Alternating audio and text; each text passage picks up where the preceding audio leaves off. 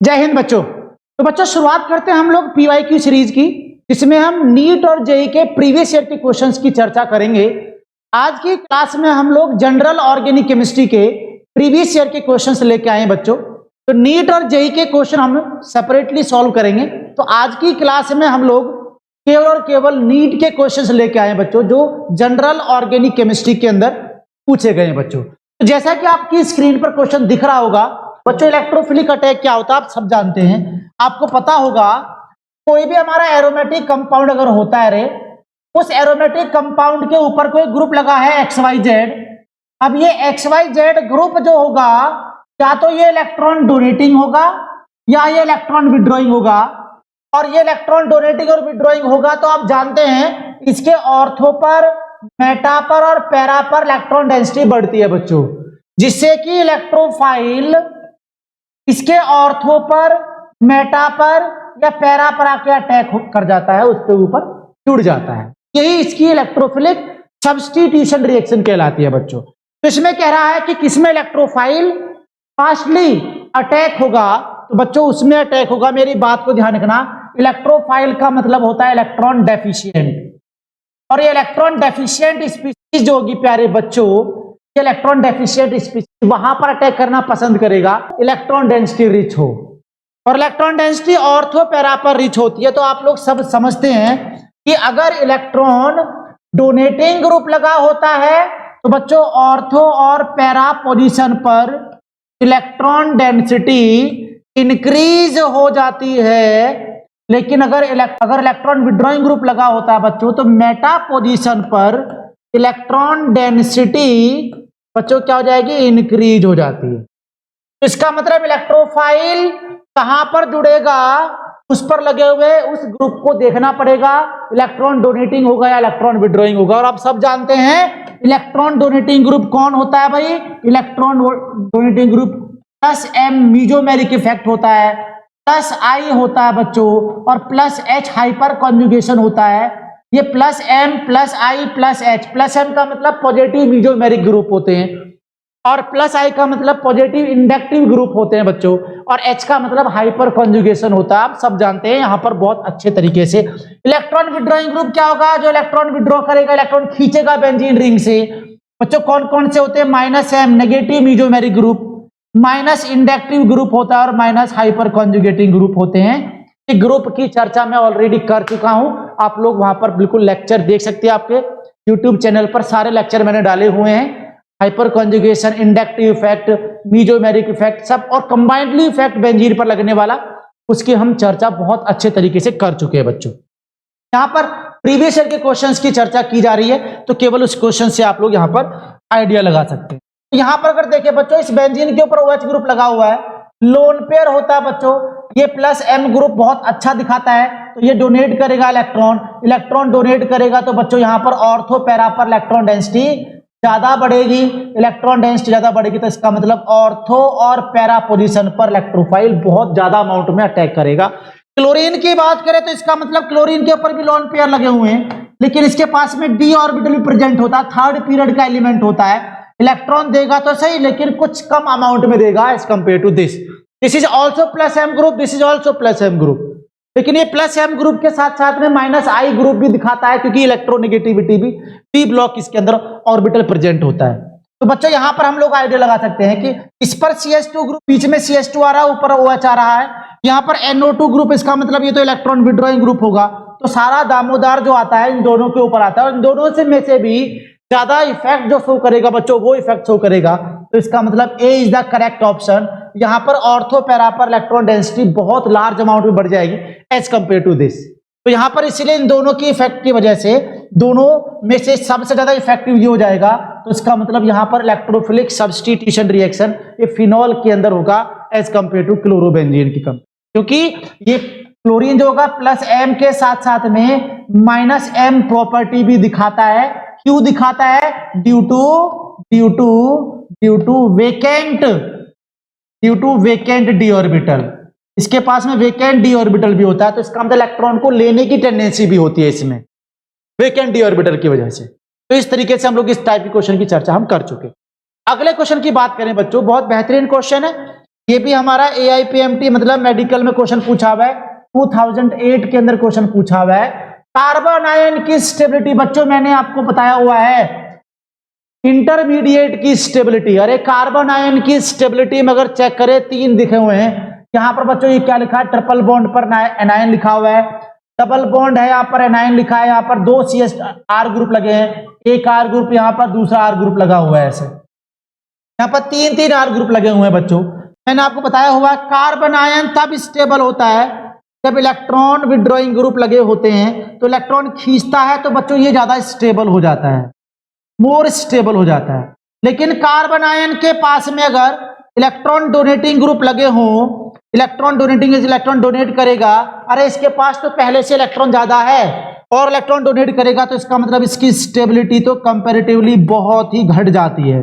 बच्चों इसी बात की आप देखें, बात करें यहाँ पर 2 एल्काइल ग्रुप लगे हुए हैं, इलेक्ट्रॉन डोनेट करेगा प्लस H ग्रुप दिखाएगा, पॉजिटिव हाइपर कॉन्जुगेशन दिखाता है। बच्चों एल्काइल ग्रुप सारे के सारे जो होते हैं ना पॉजिटिव हाइपर कॉन्जुगेशन दिखाते हैं और प्लस I ग्रुप भी दिखाते हैं। बच्चों यहाँ पर 3 ग्रुप लगे हैं एल्काइल ग्रुप, बच्चों यहाँ पर ये जाता, तो इसका मतलब सबसे कम जो होगा ट्रिपल बॉन्ड लिखा हुआ है, तो सबसे पहले तो हमारा A आ जाएगा। इसके बाद में यहाँ पर बेंजीन के डबल बॉन्ड पर नेगेटिव चार्ज लगा, इसका मतलब B लग जाएगा।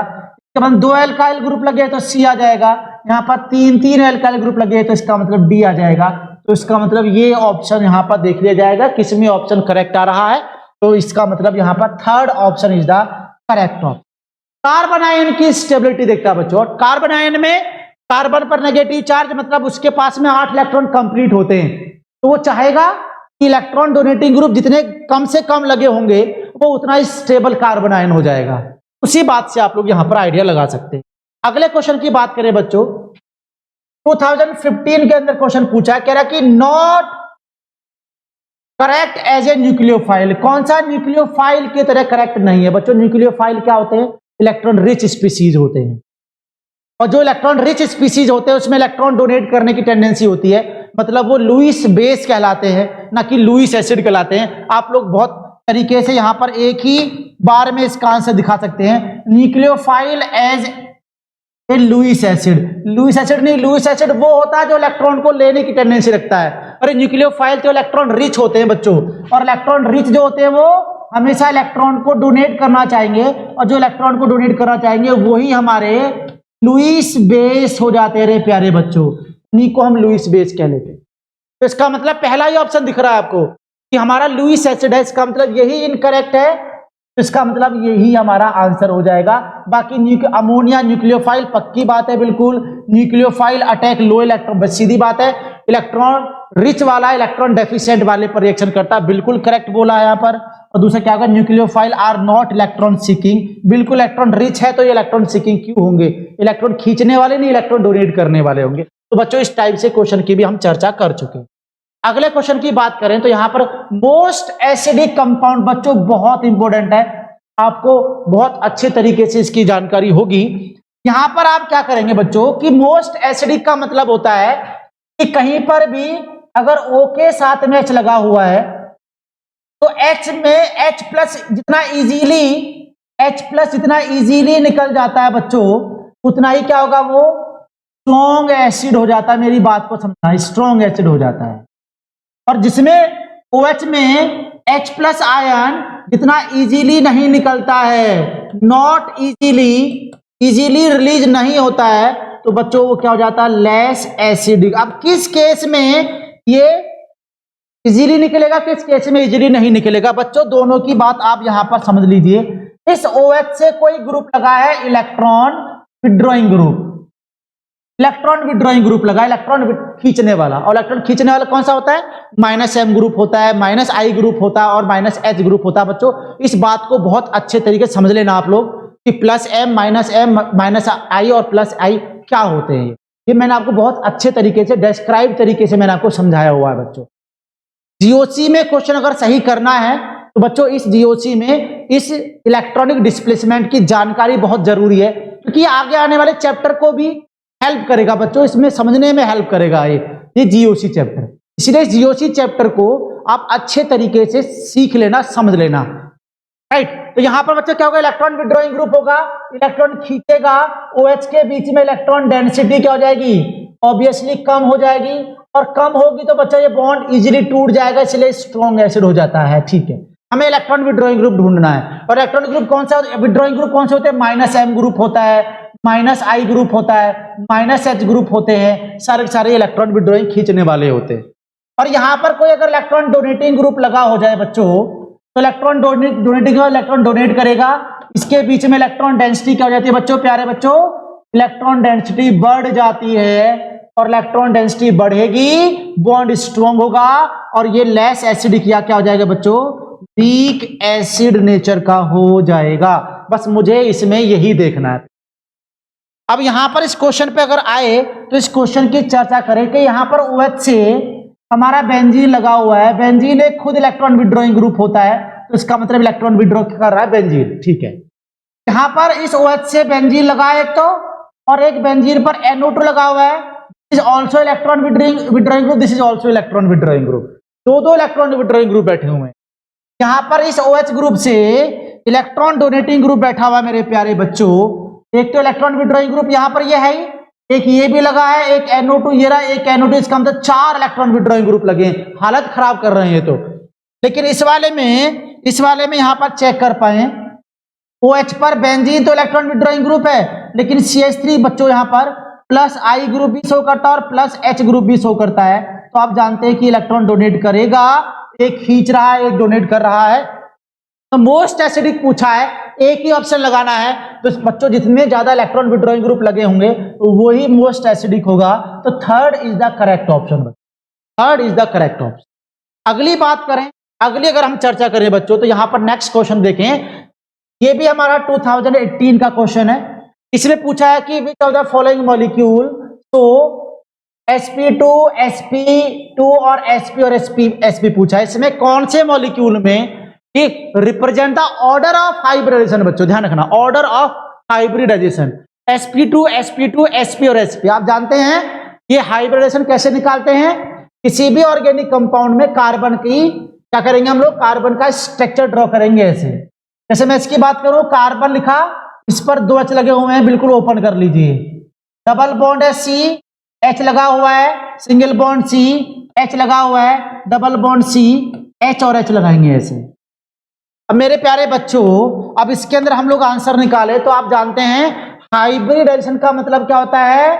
Number of sigma bond plus number of lone pair, इनको हम लोग जोड़कर जो भी आएगा, अगर इन दोनों को जोड़कर 2 आता है तो इसके लिए sp लिखते हैं, 3 आता है तो बच्चों sp2 लिखते हैं, और 4 आता है तो sp3 लिखते हैं। ये भली भांति आप लोग परिचित है इससे, बहुत बार क्वेश्चन करे हैं, बहुत ज्यादा क्वेश्चन किए हैं। तो बच्चों मैं इसकी बात करूं तो सिंगल बॉन्ड में आप ये भी जान लो, सिंगल बॉन्ड में 1 सिग्मा, डबल बॉन्ड में 1 सिग्मा 1 पाई, और ट्रिपल बॉन्ड में मेरे प्यारे बच्चों 1 सिग्मा और पाई, 1 सिग्मा और 2 पाई होते हैं। पाई से कोई लेना देना नहीं, हमें सिग्मा बॉन्ड काउंट करना है। और ये भी बात जान लो, lone pair carbon containing compound में कार्बन के पास लोन पेयर नहीं मिलेंगे आपको, तो लोन पेयर नहीं, बस सिग्मा बॉन्ड काउंट कर लो। तो बच्चों यहाँ सिंगल सिग्मा सिग्मा और यहाँ पर क्या होगा बच्चों? पाई होगा। हमें 3 सिग्मा दिखे, और 3 सिग्मा के लिए हम क्या लिखेंगे बच्चों? sp2। इस वाले कार्बन की बात करते हैं, यहाँ पर सिग्मा सिग्मा सिग्मा, यहाँ पर भी sp2 दिखेगा। इस वाले कार्बन की बात करते हैं, यहाँ पर सिग्मा सिग्मा, 3 सिग्मा दिख रहे हैं, this is also sp2, this is also sp2। बच्चों हमें क्या पूछा? sp2 पहले और फिर sp होना चाहिए, इसका मतलब ये ऑप्शन नहीं होगा, गलत हो गया, ये ऑप्शन नहीं आने वाला। अगली बात करें बच्चों, इस वाले की स्ट्रक्चर खोलें, कार्बन पर 2 H लगे हुए हैं, बिल्कुल लगाइए, डबल बॉन्ड CH लगा दो ऊपर, फिर C, फिर ट्रिपल बॉन्ड CH आया बच्चों, तो यहां पर इन सबका निकालेंगे हाइब्रिडाइजेशन, तो इसका आएगा sp2, इसका भी आएगा sp2, निकाल लीजिएगा, sp2 निकल जाएगा। लेकिन यहाँ पर डबल सिग्मा और सिग्मा 2 पाई हैं, केवल 2 ही सिग्मा आता है, तो इसका मतलब sp आ गया, और इसके लिए बच्चों sp आ गया, तो यही ऑर्डर इस वाले मॉलिक्यूल में दिख रहा है। तो बच्चों second is the correct option, इस क्वेश्चन का सेकंड ऑप्शन। इस टाइप से क्वेश्चन आपको मिलते हैं, ध्यान रखना, बहुत बेहतरीन क्वेश्चन है। लेफ्ट टू राइट पूछा, ध्यान रखना, लेफ्ट टू राइट मतलब लेफ्ट से राइट की तरफ चलना है, उसका ऑर्डर आपका यही दिखा, इसी मॉलिक्यूल में आपका लेफ्ट से राइट दिख रहा है। अच्छी बात। चलो नेक्स्ट क्वेश्चन देखिए बच्चों, नेक्स्ट क्वेश्चन में ये भी 2018 का क्वेश्चन है बच्चों। यहां पूछा -I इफेक्ट। अरे बच्चों माइनस आई इफेक्ट वो शो करता है जिसकी इलेक्ट्रोनेगेटिविटी क्या होती है मेरे प्यारे बच्चों, हाई इलेक्ट्रोनेगेटिविटी जिस ग्रुप की या जिस एटम की होती है वो माइनस आई इफेक्ट बहुत अच्छा होता है। तो आप लोग बच्चों यहां पर ऑर्डर देख लीजिए, फ्लोरीन मोस्ट इलेक्ट्रोनेगेटिव एलिमेंट है, फ्लोरीन मोस्ट इलेक्ट्रोनेगेटिव एलिमेंट है, तो इसका माइनस आई इफेक्ट भी सबसे ज्यादा होना चाहिए। तो इसका मतलब इसका डी ऑप्शन तो गया कि फ्लोरीन को सबसे कम बता रखा है। माइनस आई, केवल माइनस आई, ध्यान रखना इंडक्टिव इफेक्ट, माइनस आई की बात कर रहा हूं। माइनस आई वो होता है जिसकी इलेक्ट्रोनेगेटिविटी जिसकी जितनी ज्यादा होती है। और यहां पर बच्चों ओ ऑक्सीजन और नाइट्रोजन में देखें तो बच्चों ऑक्सीजन की इलेक्ट्रोनेगेटिविटी ज्यादा होती है और एन की कम होती है, तो बच्चों ओ की ज्यादा होनी चाहिए। इसका मतलब ए ऑप्शन भी कट गया, तो हमारे दो ऑप्शन बच गए हमारे। और दो में क्या होगा, ऑक्सीजन लगा, दोनों की इलेक्ट्रोनेगेटिविटी, यहां पर NR2 यहां पर N, तो इसका मतलब इसके दोनों ऑप्शन ही करेक्ट है बच्चों, दोनों ऑप्शन ही करेक्ट है। फ्लोरीन है मोर इलेक्ट्रोनेगेटिव, इसके बाद में ऑक्सीजन है मोर इलेक्ट्रोनेगेटिव, इसके बाद में नाइट्रोजन की इलेक्ट्रोनेगेटिविटी कम है, तो नाइट्रोजन की इलेक्ट्रोनेगेटिविटी कम आएगी। तो इसका मतलब तो ये बहुत करेक्ट आंसर मिलेंगे इस वाले क्वेश्चन में। अगले क्वेश्चन की बात करें तो 19 का क्वेश्चन है बच्चों। क्वेश्चन की बात करें, बहुत आसान क्वेश्चन है, बार बार पढ़ा हुआ है। Basic strength of methyl substituted amine, अरे बच्चों प्राइमरी सेकेंडरी टर्सरी अमाइन में देखना है। एक्वस सॉल्यूशन के अंदर कितनी बार क्वेश्चन किया हुआ है ये तो सभी जानते हैं बच्चों, ध्यान रखना। प्राइमरी सेकेंडरी टर्सरी अमाइन की बात करेंगे तो सेकेंड टर्सरी अमाइन, यहां पर अगर मैं बात करूं नॉर्मली ये NH2 हो गया। इसके बाद में सेकेंडरी अमाइन की बात करें बच्चों ये NH, इधर इसके बाद में CH3 आ गया। इसके बाद में प्राइमरी अमाइन की बात करें बच्चों ये रहा।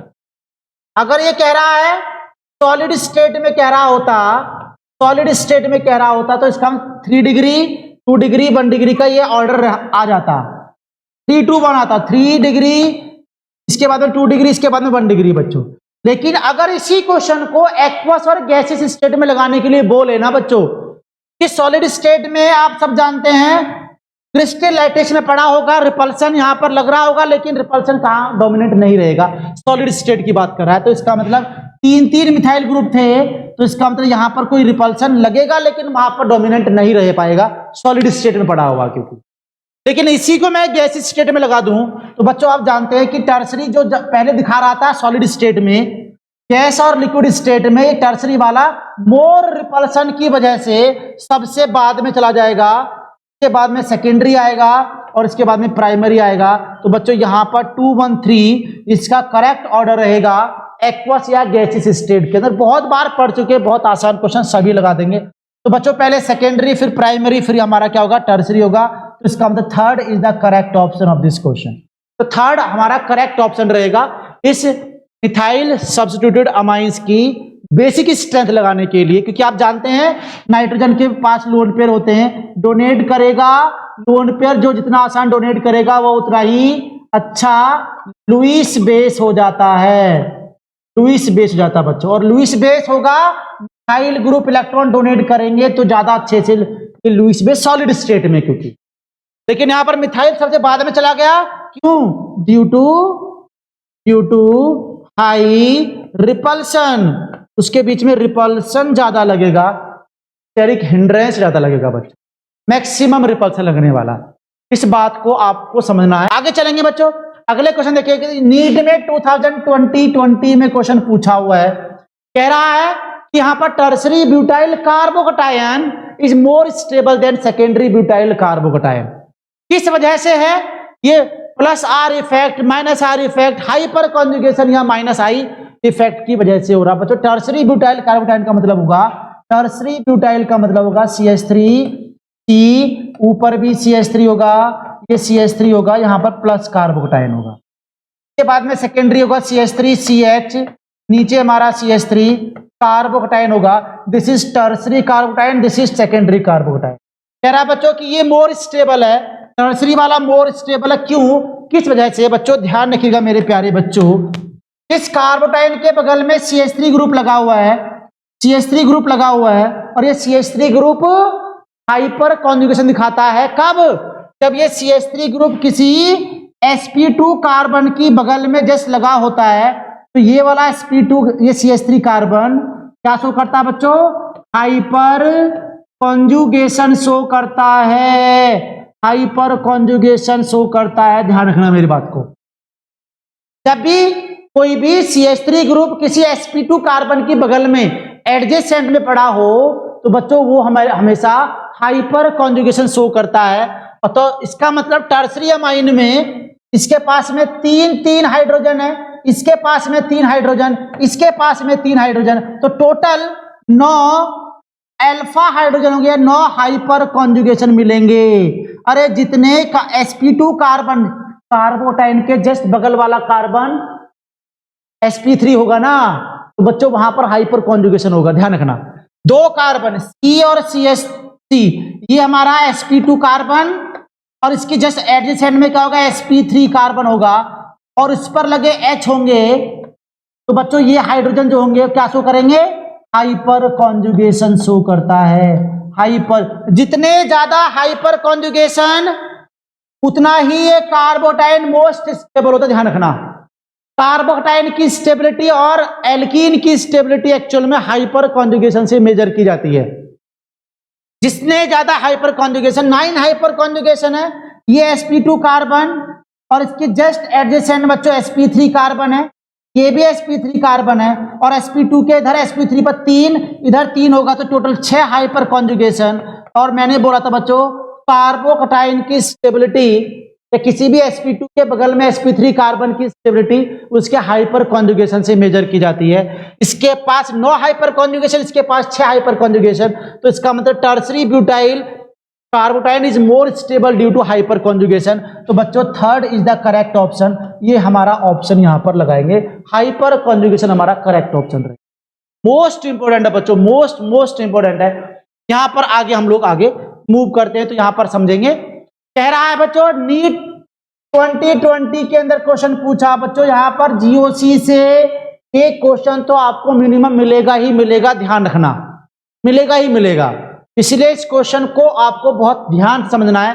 कह रहा है बच्चों कि एरोमेटिक, नॉट एरोमेटिक कंपाउंड। बच्चों जब भी कोई कंपाउंड की बात करते हैं तो वो एरोमेटिक होगा या एंटी एरोमेटिक होगा या नॉन एरोमेटिक होगा। मेरी बात को सुनो, जब भी कोई बेंजीन रिंग या बेंजीन रिंग का कोई डेरिवेटिव होगा तो बच्चों आपने पढ़ा होगा या मैंने भी आपको YouTube चैनल पर अच्छे से वहां पर रेजोनेंस का, हाइपर कॉन्जुगेशन का, एरोमेटाइजेशन का सबका मैंने वीडियो लेक्चर बनाया हुआ है, वहां पर डाला हुआ है। जिन बच्चों को समझने में दिक्कत है इनको वहां पर जाके देख सकता है, जरूर देख ले और जरूर देख ले अगर आपको ये क्वेश्चंस को बहुत आसान तरीके से करना है बच्चों। तो बच्चों एरोमेटिसिटी हम पढ़ते हैं, एरोमेटिसिटी हम पढ़ते हैं और एरोमेटिसिटी किसी कंपाउंड में या तो वो एरोमेटिक हो सकता है या वो बच्चों क्या हो सकता है, एंटी एरोमेटिक हो सकता है। एंटी एरोमेटिक, ध्यान रखना, क्या मेरे प्यारे बच्चों वो नॉन एरोमेटिक हो सकता है। ये बात बहुत बेहतर, बहुत शानदार तरीके से मैंने कराया हुआ है, वो कर लिया तो आपको एरोमेटिसिटी में कहीं कोई प्रॉब्लम नहीं आएगी जीवन भर। बहुत आसानी से किसी भी टाइप का, किसी भी लेवल का क्वेश्चन क्यों ना आ जाए, आप लोग देखते उसको निकाल देंगे। तो बच्चों एरोमेटिक कंपाउंड को देखने के लिए क्या देखेंगे, सबसे पहला molecule should be cyclic, compound cyclic होना चाहिए। दूसरा मेरे प्यारे बच्चों, दूसरा क्या होना चाहिए मेरे प्यारे बच्चों, दूसरा प्लेनर होना चाहिए। प्लेनर का मतलब sp2 हाइब्रिडाइज्ड होना चाहिए, हर एक एटम sp2 हाइब्रिडाइज्ड होना चाहिए। तीसरा बच्चों इसके पास में होना चाहिए कॉन्जुगेशन। कॉन्जुगेशन मतलब क्या होता है कॉन्जुगेशन का, alternation of double bond, alternation of double bond होना चाहिए। डबल बॉन्ड का अल्टरनेशन दिख जाए तो आप समझना वहां पर कॉन्जुगेशन। और चौथा हकल रूल को 4n+2 पाई इलेक्ट्रॉन्स होने चाहिए, 4n+2 पाई इलेक्ट्रॉन्स को फॉलो कर, ये 4 को फॉलो करेगा तो बच्चों वहां पर ये। लेकिन एंटी एरोमेटिक में साइक्लिक होगा पक्का, प्लेनर होगा पक्का, कॉन्जुगेशन होगा पक्का, लेकिन हकल के रूल को फॉलो नहीं करेगा, 4n पाई इलेक्ट्रॉन सिस्टम को फॉलो करेगा। ध्यान रखना 4n+2 पाई इलेक्ट्रॉन्स को हकल रूल, इसको हकल रूल बोलते हैं बच्चों, तो हकल रूल बोलते हैं। और जिसमें हकल रूल लगता है वो एरोमेटिक कंपाउंड होगा, नहीं लगेगा बाकी साइक्लिक भी होगा, प्लेनर भी होगा, कॉन्जुगेशन भी होगा। बच्चों नॉन एरोमेटिक की बात करें तो यहां पर ये क्या होगा, साइक्लिक होगा, पक्की बात साइक्लिक है। लेकिन ये नॉन प्लेनर होगा, मतलब इसके अंदर sp3 कार्बन कहीं ना कहीं प्रेजेंट होगा, एक या तो एक हो या एक से ज्यादा हो, मतलब सारे कार्बन sp2 हाइब्रिडाइज नहीं होगा, तो बच्चों उसको नॉन प्लेनर बोलेंगे। क्या बोलेंगे इसको? नॉन प्लेनर बोलेंगे। तो इसकी बात करूं मैं यहां पर बच्चों, यहां पर क्या है, ये साइक्लिक है, साइक्लिक दिख रहा है, ठीक है जी। प्लेनर है, हर एक कार्बन पर sp2 आ रहा है, sp2 है, बिल्कुल सही है। तीसरा कॉन्जुगेशन है, double bond single bond double bond single bond double bond single bond, फिर पॉजिटिव चार्ज, कॉन्जुगेशन भी दिख रहा है। लेकिन यहां पर क्या होगा, हक्कल रूल देखें तो 4n+2 बराबर बोलो कितने पाई इलेक्ट्रॉन बच्चों इसमें? अरे इसके अंदर पाई इलेक्ट्रॉन, 2 पाई इलेक्ट्रॉन ये रहे, 2 पाई इलेक्ट्रॉन ये रहे, 2, इसका मतलब 6 पाई इलेक्ट्रॉन है बच्चों। यहां पर 2 पाई इलेक्ट्रॉन होगा, 6 पाई इलेक्ट्रॉन हो, ध्यान रखना मेरी बात को। 4n+2 पाई इलेक्ट्रॉन प्रेजेंट है तो वो एरोमेटिक होगा, एरोमेटिक। यहां पूछा है नॉट एरोमेटिक, नॉट एरोमेटिक। अगली बात करें बच्चों, यहां पर भी साइक्लिक है, प्लेनर है, कॉन्जुगेशन है, और यहां बच्चों 4n+2 इलेक्ट्रॉन को भी फॉलो कर रहा है। 2 पाई इलेक्ट्रॉन रहेंगे, 2 पाई इलेक्ट्रॉन से सॉल्व कर लेंगे। लेकिन यहां पर देखिएगा ये वाला कार्बन sp3 कार्बन है बच्चों, अरे ये वाला कार्बन है sp, साइक्लिक भी है लेकिन प्लेनर नहीं है। sp3 carbon, this is sp3 carbon, sp3 carbon है, और sp3 कार्बन आते क्या होगा, ये नॉन प्लेनर हो जाएगा या नॉन एरोमेटिक हो जाएगा बच्चों। नॉन एरोमेटिक देख पा रहे हैं आप लोग, नॉन एरोमेटिक, नॉन एरोमेटिक पूछा है तो इसका मतलब C is the correct option, third हमारा करेक्ट ऑप्शन। बात को समझना मेरे प्यारे बच्चों, मतलब एंटी एरोमेटिक कौन सा होता है, जिसमें 4 हो जाए, 8 पाई इलेक्ट्रॉन आ जाए, मतलब 4 के टेबल में जो जो डिजिट आती रहे वो हमारा एंटी एरोमेटिक। किसी भी साइक्लिक कंपाउंड में पाई इलेक्ट्रॉन्स अगर 4 की टेबल में आने वाले डिजिट के बराबर हो जाए तो बच्चों वो हमारा एंटी एरोमेटिक होगा। और 4 पाई इलेक्ट्रॉन, 4 में 2 जोड़ देना 4 पाई में, तो बच्चों वो एरोमेटिक कैटेगरी में चला जाएगा। ध्यान, इन दोनों में अंतर ये रहेगा, 4 पाई इलेक्ट्रॉन मिल जाए, 8 पाई इलेक्ट्रॉन मिल जाए, 12 पाई इलेक्ट्रॉन मिल जाए, 16 पाई इलेक्ट्रॉन मिल जाए, 20 पाई इलेक्ट्रॉन मिल जाए एक्सेट्रा, तो हमेशा एंटी एरोमेटिक होगा। इस एरोमेटिक और एंटी एरोमेटिक में दोनों में अंतर बस इतना ही है। ये हक्कल रूल को फॉलो करेगा, ये नहीं करेगा। इसमें तो साइक्लिक कंपाउंड होगा लेकिन वो नॉन एरोमेटिक पहले ही टूट जाएगा, पहले ही निकल जाएगा बच्चों, वो तो पहले ही निकल जाएगा। तो इस तरह से हम लोग इस क्वेश्चन की चर्चा कर चुके हैं। यहां पर भी ये हमारा नीट 2023 का क्वेश्चन है बच्चों, और क्वेश्चन में क्या पूछा जरा उसकी हम चर्चा कर लेते हैं। कह रहा है which of the following compound, और इसमें पूछा कि number of compound which obey हक्कल rule, मतलब हक्कल रूल का मतलब क्या होगा, 4n+2 पाई इलेक्ट्रॉन्स के बराबर होगा, पाई इलेक्ट्रॉन्स के। तो यहां पर देखिएगा 4n+2 कौन कौन से इलेक्ट्रॉन फॉलो करेंगे, जो 4 की टेबल में नहीं आते। मेरी बात को सुन लेना बस, कैसे, यहां पर बोलिएगा 1 2 3 4 5, तो इसका मतलब यहां पर 10 पाई इलेक्ट्रॉन है बच्चों, 10 पाई इलेक्ट्रॉन। तो 10 पाई इलेक्ट्रॉन, इसका मतलब ये हक्कल के रूल को फॉलो कर रहा, छोड़ो। फिर यहां पर क्या होगा, पाई इलेक्ट्रॉन गिन लो बस, 2 4, इसके बाद में लोन पेयर पड़ा हुआ है तो इसका मतलब क्या होगा, 6 हो गए, 6 पाई इलेक्ट्रॉन है, 4 के टेबल में ये भी नहीं आ रहा है, तो ये भी क्या होगा, हक्कल के रूल को फॉलो कर रहा है। देखिए यहां पर क्या करें, यहां पर क्या होगा, 4 पाई, 2 इलेक्ट्रॉन, यहां पर 4 पाई इलेक्ट्रॉन है, ये हक्कल के रूल को फॉलो नहीं कर रहा है, देख लीजिएगा। यहां पर बात करें बच्चों, यहां पर क्या होगा, 2 पाई इलेक्ट्रॉन, एक लोन पेयर पड़ा हुआ है, तो total 4 pi electron, this will also not follow the हक्कल rule. कह रहा है कि कौन सा हक्कल रूल को फॉलो कर रहा, बस इस बात को समझ लेना है। अगली बात करें बच्चों, यहां पर भी बात करते हैं, इसमें भी कितने इलेक्ट्रॉन होंगे, 2 पाई इलेक्ट्रॉन है, तो इसका मतलब ये 4 पाई इलेक्ट्रॉन पाई ये ऑबे कर रहा है। इसकी बात करें बच्चों, यहां देखिएगा इसमें 8 पाई इलेक्ट्रॉन है, मतलब क्या होगा मेरे प्यारे बच्चों, समझ लीजिएगा, यहां पर हमारा ये हक्कल रूल को फॉलो नहीं कर रहा है, तो ये बात होगी। अगली चर्चा कर ले हम लोग, यहां पर 2 4 6 8 10 12 14 का मतलब 14 पाई इलेक्ट्रॉन है, हकल के रूल को फॉलो करेगा, 4 के टेबल। अरे 4 के टेबल में जो जो ना आए ना, वो हकल के रूल को फॉलो ही करेगा हमेशा। तो बच्चों यहां पर हमें जान रहे हैं कि 4 मॉलिक्यूल दिख रहे हैं आपको जो हकल के रूल को फॉलो कर रहे हैं, ऑबे कर रहे हैं। तो बच्चों 4th is the correct option, 4th is the correct option. तो बच्चों इस तरीके से हमने नीट में आए हुए जीओसी के सभी क्वेश्चंस देख लिए हैं जो नीट में प्रीवियस ईयर में क्वेश्चन पूछे हुए हैं बच्चों। और ये क्वेश्चन आपके एग्जाम पॉइंट ऑफ से मोस्ट इंपोर्टेंट है बच्चों। तो इस पर आपको फोकस कहां करना है, आपको mesomeric effect, inductive effect, hyper conjugation और एरोमेटिसिटी पर ज्यादा फोकस करना है। मैंने आपके बहुत सारे लेक्चर इनके ऊपर बनाए हुए हैं ऑलरेडी, आप वहां पर चैनल पर जाकर उनको देख सकते हैं और उनको जरूर देखना है अगर आपको बहुत अच्छा परफॉर्म करना है। तो अगली क्लास में हम लोग इसी चैप्टर के जेई के पीवाईक्यू हम लेके आएंगे, उसके अंदर भी क्वेश्चन हम लोग यहां पर सॉल्व करेंगे। तो आपको कंप्लीटली सारे क्वेश्चंस का आइडिया हो जाएगा।